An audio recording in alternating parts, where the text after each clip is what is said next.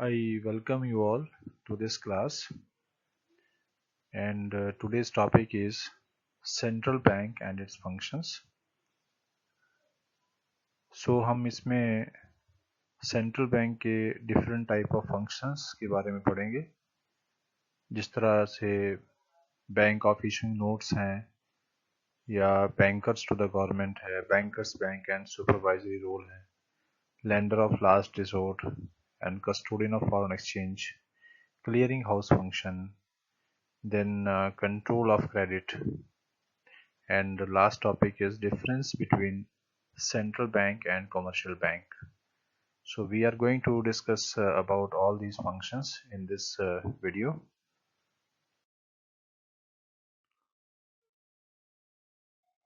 So जैसा आप सभी जानते हैं कि हर एक इकोनॉमी का या कंट्री का अपना एक सेंट्रल बैंक होता है। जैसे इंडिया में जो सेंट्रल बैंक है वो आरबीआई है, रिजर्व बैंक ऑफ इंडिया। इसी तरह से यूएसए में जो सेंट्रल बैंक है उसको हम फेडरल रिजर्व बैंक कहते हैं, फेडरल रिजर्व सिस्टम भी कहा जाता है। और जो इंग्लैंड का सेंट्रल बैंक है इसको हम बैंक ऑफ इंग्लैंड कहते हैं, और जो जापान का सेंट्रल बैंक है उसे बैंक ऑफ जापान कहा जाता है। तो जैसा इस स्लाइड में आप देख पा रहे हैं, ये अलग अलग यहाँ पे लोगोस और पिक्चर्स जो हैं इन बिल्डिंग्स की, जो सेंट्रल बैंक से अलग अलग कंट्री के, उसको आपको यहाँ पे दिखाया गया है। तो आइए अब बात करते हैं रिजर्व बैंक ऑफ इंडिया की। तो जैसे आप इस स्लाइड में देख पा रहे हैं, ये रिजर्व बैंक ऑफ इंडिया का लोगो है और ये उसकी बिल्डिंग की एक पिक्चर है। सो आरबीआई जो है वो इंडिया का सेंट्रल बैंक है। आइए अब इसके बारे में थोड़ा डिटेल में पढ़ते हैं कि इसका जो एस्टेब्लिशमेंट है वो कब हुआ और कहाँ पे हुआ, किस तरह से हुआ, उसके बारे में हम जानकारी प्राप्त करते हैं। तो जैसे अगर हम बात करें इसकी एस्टेब्लिशमेंट की, तो रिजर्व बैंक ऑफ इंडिया जो है ये 1 अप्रैल 1935 को इसका एस्टेब्लिशमेंट हुआ। तो ये आपको याद रखना है, आरबीआई का एस्टेब्लिशमेंट कब हुआ? 1 अप्रैल 1935 को, and it was in accordance with the provisions of reserve bank of India act 1934। तो इसको जो है एक एक्ट के तहत जो है इसको बनाया गया, और उस एक्ट का नाम था RBI act 1934। So next is कि जो सेंट्रल बैंक है उसका जो सेंट्रल ऑफिस जो था आरबीआई का, ये इनिशियली कहाँ पे एस्टेब्लिश था? इट वाज इन कोलकाता, जिसको हम कलकत्ता भी बोलते हैं, but it was permanently move to Mumbai in 1937। मतलब जब शुरू में आरबीआई की स्थापना हुई तो ये इसका जो ऑफिस था ये कोलकाता में था, लेकिन बाद में इसको 1937 में मुंबई में शिफ्ट कर दिया गया और अब ये परमानेंटली वहाँ पे ही है। और सेंट्रल ऑफिस क्या होता है? Central office is the office where the governor of RBI sits and where the policies are formulated. तो ये आपको ध्यान रखना है कि आरबीआई की जो स्थापना है वो 1 अप्रैल 1935 को हुई, in accordance with the provision of RBI act 1934। और इसको शुरू में जो इसका फंक्शनिंग था वो कोलकाता में शुरू हुआ, लेकिन बाद में इसको परमानेंटली मुंबई में शिफ्ट कर दिया गया 1937 में।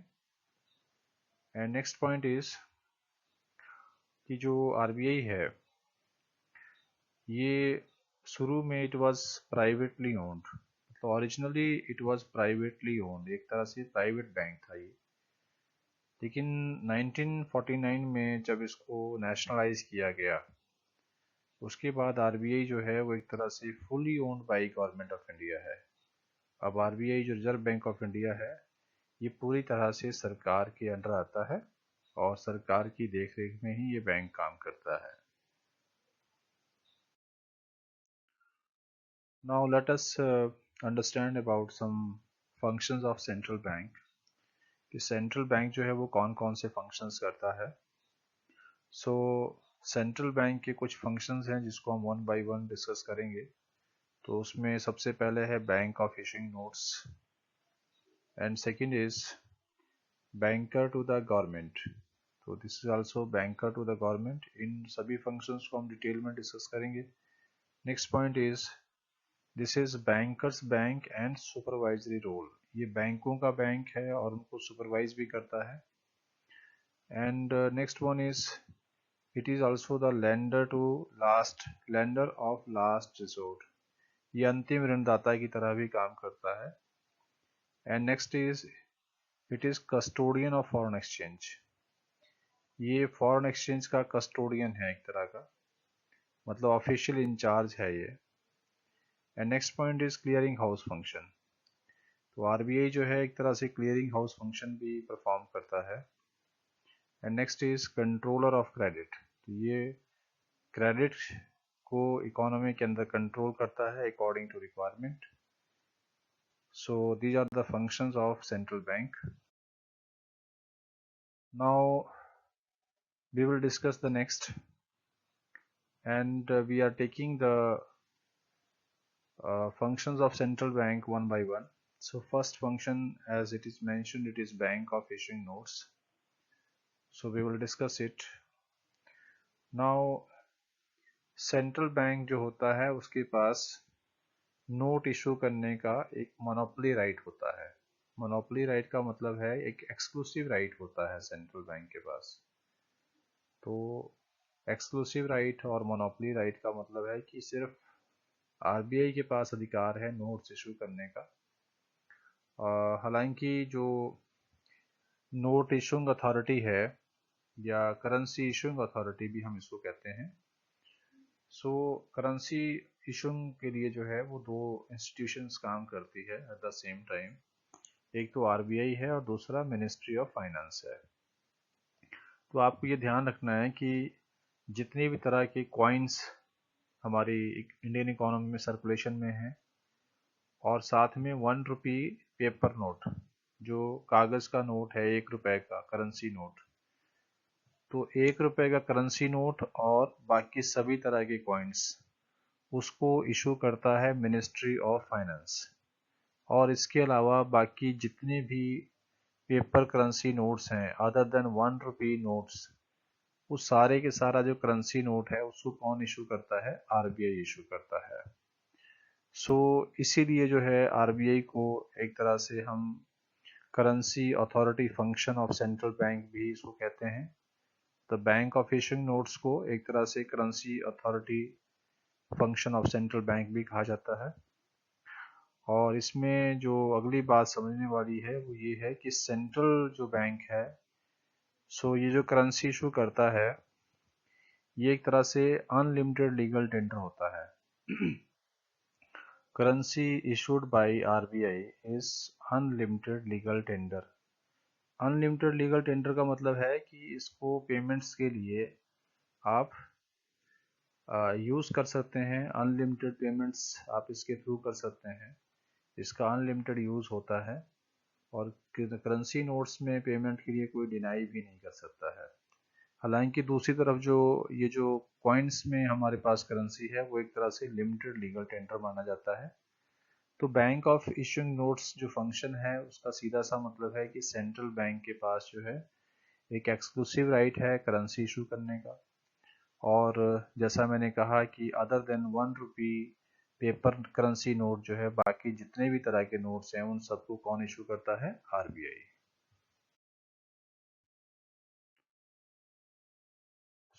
Your next function is banker to the government.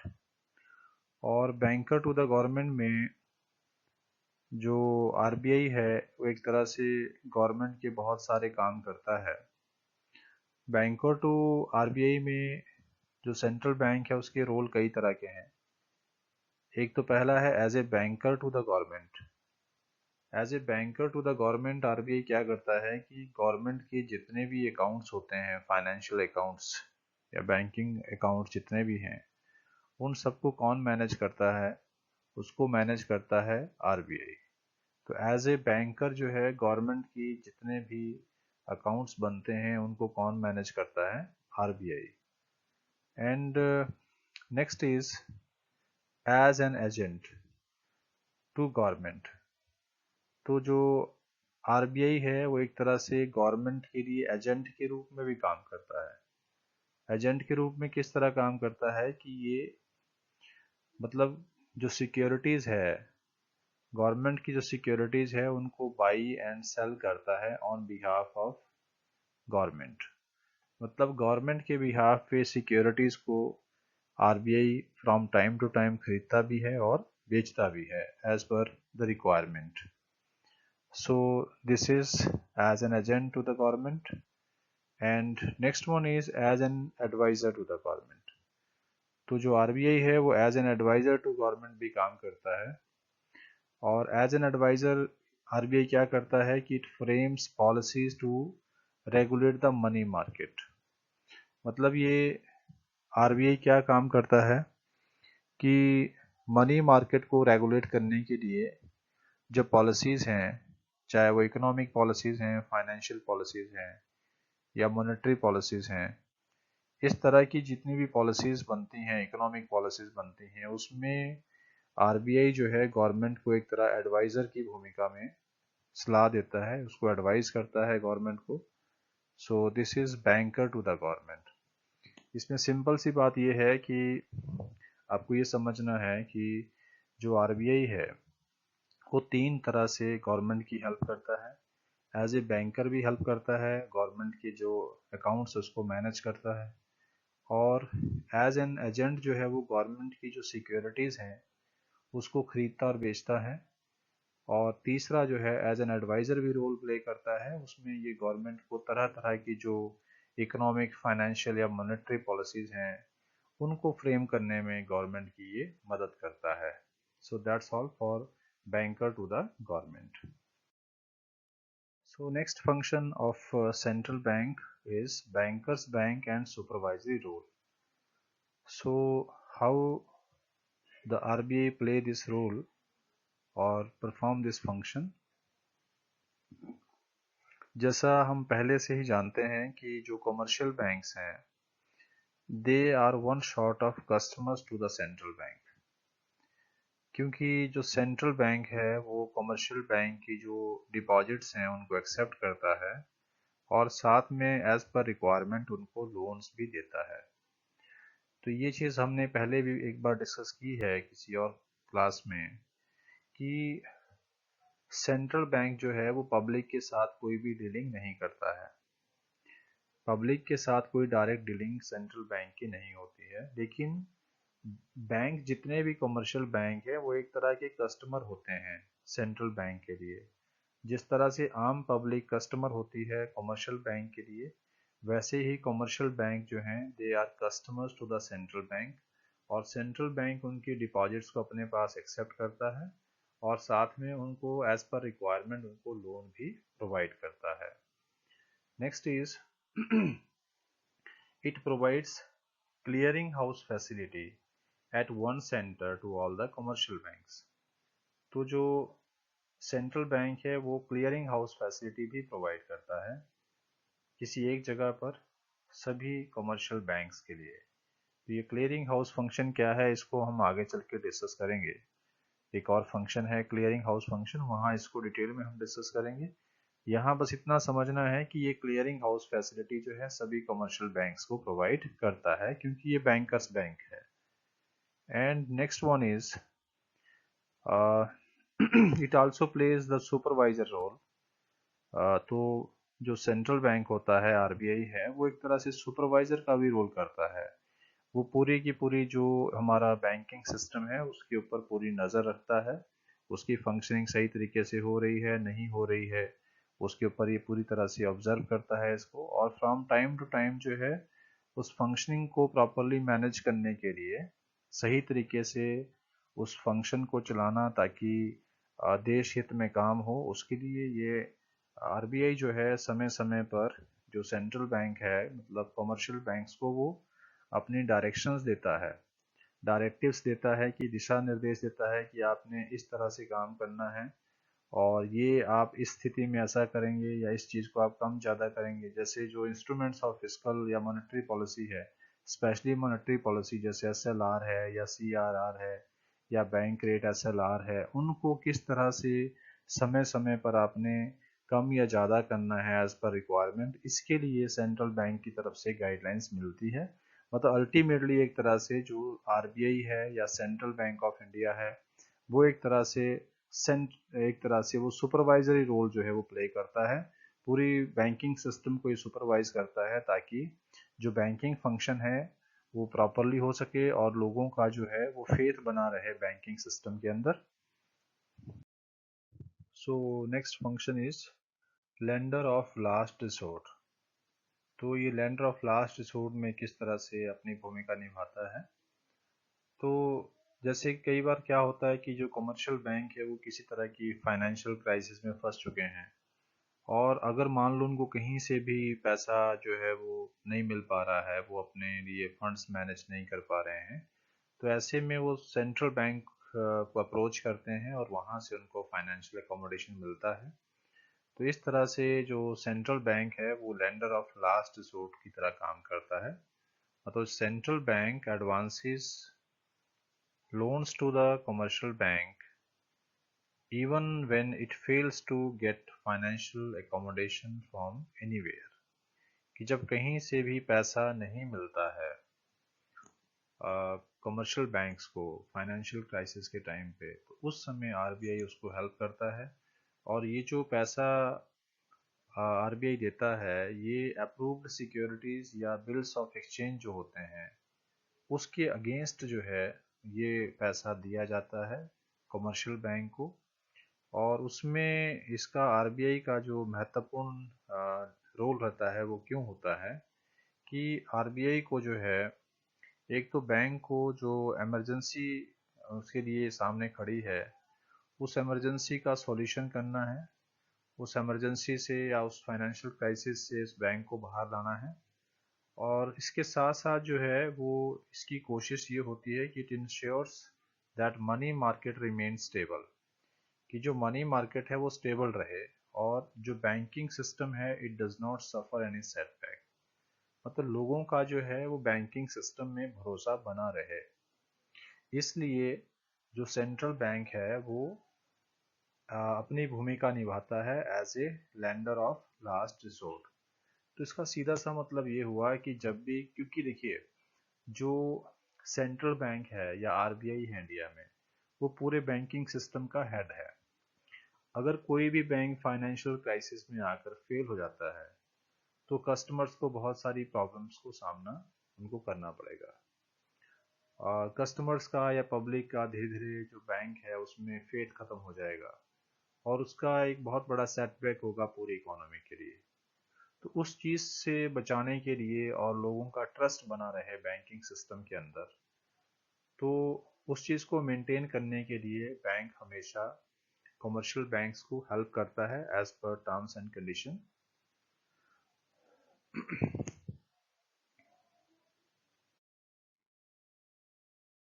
So next function of RBI is custodian of foreign exchange. कि आरबीआई जो है वो एक तरह से कस्टोडियन ऑफ फॉरेन एक्सचेंज की भूमिका में भी काम करता है और जो पूरे देश की जो एक तरह से फॉरेन एक्सचेंज रिजर्व्स होते हैं उसको मेंटेन करने का जो काम है या उसको सुपरवाइज करने का जो काम है उसको भी आरबीआई करता है। और ये एक्सरसाइज करता है मैनेज फ्लोटिंग को ताकि जो स्टेबिलिटी है एक्सचेंज रेट में वो बनी रहे। It exercises manage floating to ensure stability of foreign exchange rate, कि जो फॉरेन एक्सचेंज रेट है उसमें स्टेबिलिटी बनी रहे, उसके लिए जो आरबीआई है वो मैनेज्ड फ्लोटिंग जो है वो यूज़ करता है। और किस तरह से करता है मैनेज फ्लोटिंग को या उसका मतलब क्या है कि जो मैनेज फ्लोटिंग है It refers to sale and purchase of foreign exchange for maintaining stability in the exchange rate for the domestic currency, कि जो हमारे देश की अपनी डोमेस्टिक करेंसी है उसका दूसरी कंट्रीज की करेंसी के साथ जो एक्सचेंज रेट है उसमें स्टेबिलिटी मेंटेन करने के लिए आरबीआई फॉरेन एक्सचेंज रिजर्व्स को एज पर रिक्वायरमेंट वो फॉरेन एक्सचेंज मार्केट में उसकी सप्लाई को कम या ज़्यादा करता है। इसको हम मैनेज फ्लोटिंग कहते हैं। तो एक तरह से मेन काम जो आरबीआई का होता है वो ये है कि जो एक्सचेंज रेट है उसमें स्टेबिलिटी को मेंटेन किया जाए with reference to domestic currency.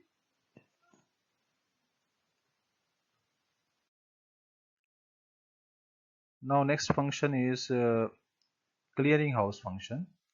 So let us understand कि clearing house function जो है वो किस तरह से आरबीआई परफॉर्म करता है। तो उसको समझने के लिए कुछ स्टेप्स को आपको समझना है। सबसे पहला है कि जैसा आप जानते हैं कि all commercial banks have their accounts with central bank. जितने भी कमर्शियल बैंक हैं they are customer to the central bank और हर एक कमर्शियल बैंक का अकाउंट होता है सेंट्रल बैंक के पास। So they are all the customers to the central bank. Next is, अब क्लियरिंग हाउस को समझने के लिए हम कुछ ट्रांजेक्शन्स को समझ लेते हैं।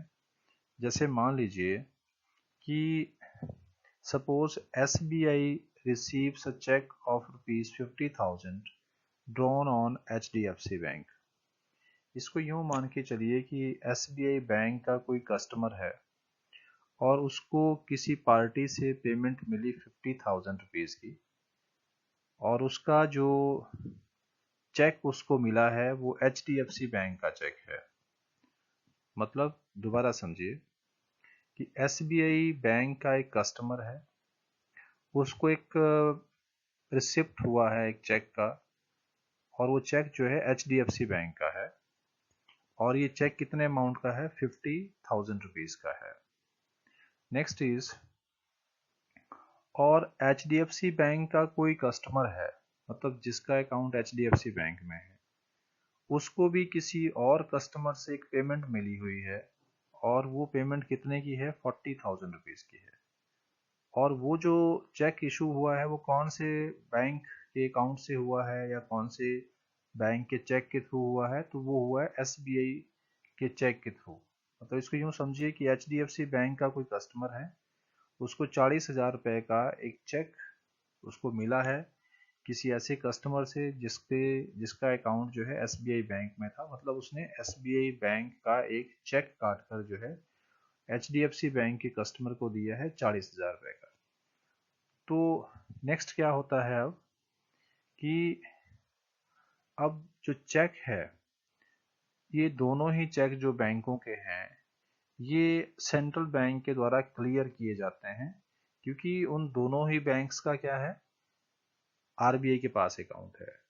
तो क्या होता है? The cheques of both the banks are cleared through their accounts with the central bank. इन दोनों ही जो बैंक है HDFC and State Bank of India, इनके जो अकाउंट्स हैं दोनों के ही अकाउंट्स किसके पास मेंटेन्ड है? आरबीआई के पास मेंटेन्ड है। तो ये जो पेमेंट्स करनी है 50,000 की और 40,000 की, ये पेमेंट्स ऑटोमेटिकली उनके अकाउंट में से ही कर दी जाती हैं। मतलब उसके लिए किसी भी तरह की जो कैश मूवमेंट है उसकी ज़रूरत नहीं है। क्लियरिंग हाउस की फैसिलिटी में ये चेक्स क्लियर होते हैं और इसको सेंट्रल बैंक करता है। सो इस तरह से क्या होता है कि thus it reduces requirement of what? Cash and avoids transfer of cash between the banks।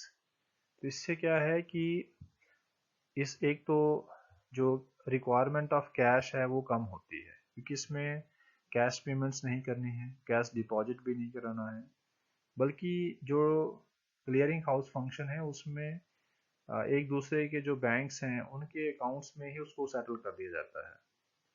और इससे क्या है कि जो transfer of cash between the banks हैं इसको भी अवॉइड जो है वो किया जाता है। तो एक बहुत अच्छी एक बात यहाँ पे होती है क्लियरिंग हाउस फंक्शन के थ्रू।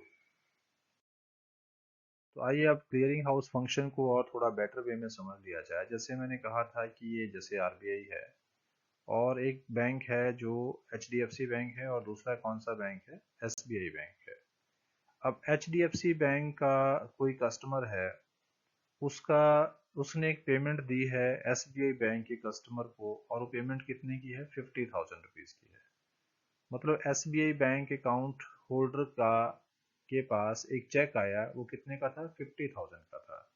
और उसने क्या किया, ये चेक जो है ये 50,000 रुपीज़ का जो चेक था वो उसने आरबीआई में मतलब क्लियरिंग हाउस में डाल दिया, 50,000 का चेक। इसी तरह से एक कस्टमर है एसबीआई बैंक का और उस कस्टमर ने एक चेक इशू किया है 40,000 का, किसको, एक ऐसे आदमी को, एक ऐसी पार्टी को जिसका अकाउंट कौन से बैंक में है, एचडीएफसी बैंक में है। अब वो आदमी या वो पार्टी क्या करती है, वो उस चेक को 40,000 रुपये के चेक को वो भी क्या करती है, क्लियरिंग हाउस में डाल देती है। अब क्योंकि आरबीआई जो है, ये जो आपका आरबीआई है, इसमें इन दोनों ही बैंक्स के अकाउंट हैं। मतलब उसमें ये देखिए एसबीआई का भी अकाउंट है और एचडीएफसी बैंक का भी अकाउंट है। तो अब बैंक जो आरबीआई है वो क्या करेगा कि ये जो पेमेंट्स है 50,000 की और 40,000 की, इनको ये क्लियरिंग हाउस में ही सेटल कर देता है। मतलब ये जो पेमेंट्स हैं ऑटोमेटिकली उनके अकाउंट्स में ही ये सेटल हो जाती हैं। तो एक तरह से यहाँ पर कैश का जो मूवमेंट है बिटवीन द बैंक्स उसको कम किया जाएगा और दूसरी बात है कि कैश की जो रिक्वायरमेंट है वो भी कम हो जाएगी। And next function is controller of credit. So how do the central bank control the credit? तो सेंट्रल बैंक जो है क्रेडिट को किस तरह से कंट्रोल करता है, उसको समझने के लिए let us understand this point. Central bank increases or decreases the supply of money in the economy by regulating the credit creation or money creation by the commercial banks।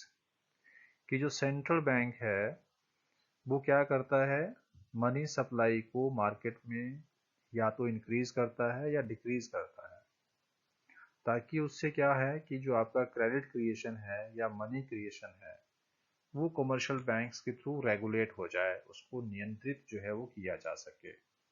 तो सेंट्रल बैंक जो है वो तरह तरह की जो policies हैं, monetary policy के जो डिफरेंट इंस्ट्रूमेंट्स हैं या डायरेक्टिव्स हैं, उनको वो अप्लाई करवाता है सेंट्रल बैंक कमर्शियल बैंक्स के थ्रू, ताकि मनी सप्लाई को जो है वो एज पर रिक्वायरमेंट इकोनॉमी में कम या ज़्यादा किया जाए। So this is how it controls the credit. और इसमें किस तरह से उसको वो मैनेज करता है, जैसे अगर मान लो इन्फ्लेशन की सिचुएशन है, during inflation supply of money is decreased. Inflation है, ऑलरेडी प्राइसेस हाई हैं, तो उस समय मनी सप्लाई को कम किया जाता है ताकि परचेजिंग पावर को कम किया जाए और उससे डिमांड कम होगी तो इन्फ्लेशन कंट्रोल में आएगी। और ड्यूरिंग डिफ्लेशन जो है, जो सप्लाई ऑफ मनी है उसको बढ़ाया जाता है। अब अगर डिफ्लेशन है तो इसका मतलब है कि परचेजिंग पावर कम होने की वजह से डिमांड नहीं है, तो ऐसे समय में जो सप्लाई ऑफ मनी है उसको इंक्रीज किया जाएगा ताकि इकोनॉमी में मनी सप्लाई जो है वो बैलेंस हो सके, एज पर रिक्वायरमेंट हम उसको मेंटेन कर सकें।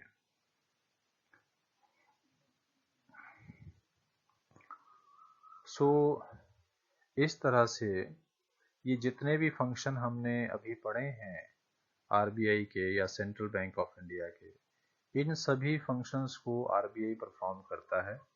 और उनको परफॉर्म करने से जो सेंट्रल बैंक है वो फोकस करता है किस चीज़ पे, ग्रोथ विद स्टेबिलिटी, कि हमारी इकोनॉमी ग्रो करे, हमारा जीडीपी बढ़े, लेकिन साथ में स्टेबिलिटी भी बनी रहे मार्केट के अंदर। स्टेबिलिटी का मतलब है कि बहुत ज़्यादा इन्फ्लेशन या बहुत ज़्यादा डिफ्लेशन जो एक्सेप्टेबल नहीं है वो नहीं होनी चाहिए इकोनॉमी के अंदर। देखिए हमने पहले भी कई बार डिस्कस किया है कि इन्फ्लेशन या डिफ्लेशन बुरी नहीं है, लेकिन अगर वो एक एक्सेप्टेबल लिमिट के अंदर है only then it is fine. मतलब एक एक्सेप्टेबल लिमिट तक तो वो इन्फ्लेशन और डिफ्लेशन बेनिफिशियल है, लेकिन उसके बियॉन्ड अगर कोई भी चीज़ जाती है तो उसका नुकसान होता है इकोनॉमी को। तो उस चीज़ को जो है वो सेंट्रल बैंक ऑब्जर्व करता है। इन सभी फंक्शंस को करने का जो एक कारण होता है आरबीआई के द्वारा वो यही है कि इकोनॉमी को वो एक तरह से मतलब एक ऐसा इन्वायरमेंट क्रिएट कर सके इकोनॉमी के अंदर जिससे इकोनॉमी ग्रो भी करे और साथ में वो इन्फ्लेशन और डिफ्लेशन की जो सिचुएशन है उसको भी नियंत्रण में रखे, मतलब स्टेबिलिटी जो है वो इकोनॉमी के अंदर बनी रहे। So now let us understand the difference between the central bank and the commercial bank. This is also very important question from examination point of view. तो आइए समझते हैं कि सेंट्रल बैंक में और कमर्शियल बैंक में जो डिफरेंसेस हैं वो किस किस बेस पे है, क्या क्या अंतर है इनमें। तो सबसे पहला पॉइंट है कि जो आपका सेंट्रल बैंक होता है वो देश का सबसे बड़ा बैंक होता है, अपेक्स बैंक होता है कंट्री का। नेक्स्ट पॉइंट इज कि ये कमर्शियल बैंक्स के साथ वही काम करता है जो कमर्शियल बैंक जो है वो जो फैसिलिटी पब्लिक को प्रोवाइड करते हैं ये कमर्शियल बैंक्स को वही फैसिलिटीज प्रोवाइड करता है। मतलब सेंट्रल बैंक जो है वो कमर्शियल बैंक की डिपॉजिट्स को अपने पास एक्सेप्ट करता है और एज पर रिक्वायरमेंट वो उनको लोन भी देता है जब उनको ज़रूरत होती है। एंड नेक्स्ट पॉइंट इज कि जो आपका सेंट्रल बैंक है it does not deal with the public. Central bank कभी भी पब्लिक के साथ डायरेक्ट डीलिंग नहीं करता है। नेक्स्ट पॉइंट इज कि जो सेंट्रल बैंक होता है वो इकोनॉमी के अंदर मनी सप्लाई को रेगुलेट करता है, उसको नियंत्रित करता है। किस तरह से? क्रेडिट क्रिएशन को कम या ज़्यादा करके या करवा के उसको वो रेगुलेट करता है इकोनॉमी के अंदर। Next is the commercial bank. अब कमर्शियल बैंक के कुछ पॉइंट समझ लेते हैं। कमर्शियल बैंक जो है it works under the central bank. तो जो कमर्शियल बैंक है ये किसके अंडर काम करते हैं? सेंट्रल बैंक के अंडर काम करते हैं। Next point is it accepts deposit of public and advances them loans. तो ये जो आपका कमर्शियल बैंक है ये पब्लिक के डिपॉजिट्स को एक्सेप्ट करते हैं और उनको एज पर देयर रिक्वायरमेंट उनको लोन भी देते हैं। And next point is it deals with the general public. तो कमर्शियल बैंक की जो डीलिंग होती है वो किसके साथ होती है? वो जनरल पब्लिक के साथ ही होती है, जबकि सेंट्रल बैंक के द्वारा जनरल पब्लिक के साथ किसी भी तरह की डीलिंग नहीं होती है। And next point is it contributes to the supply of money by way of credit creation. तो जैसा आप जानते हैं कि कमर्शियल बैंक जो है वो क्रेडिट क्रिएशन करते हैं, तो क्रेडिट क्रिएशन करके जो है वो मनी सप्लाई को बढ़ाते हैं। तो एज पर रिक्वायरमेंट वो भी एक तरह से मनी सप्लाई को जो है as per the directives of RBI उसको वो कंट्रोल करने में मदद करते हैं। बट एक तरह से ये मनी क्रिएशन का सोर्स भी होता है। मनी सप्लाई को बढ़ाने के लिए जो है वो कमर्शियल बैंक्स काम करते हैं।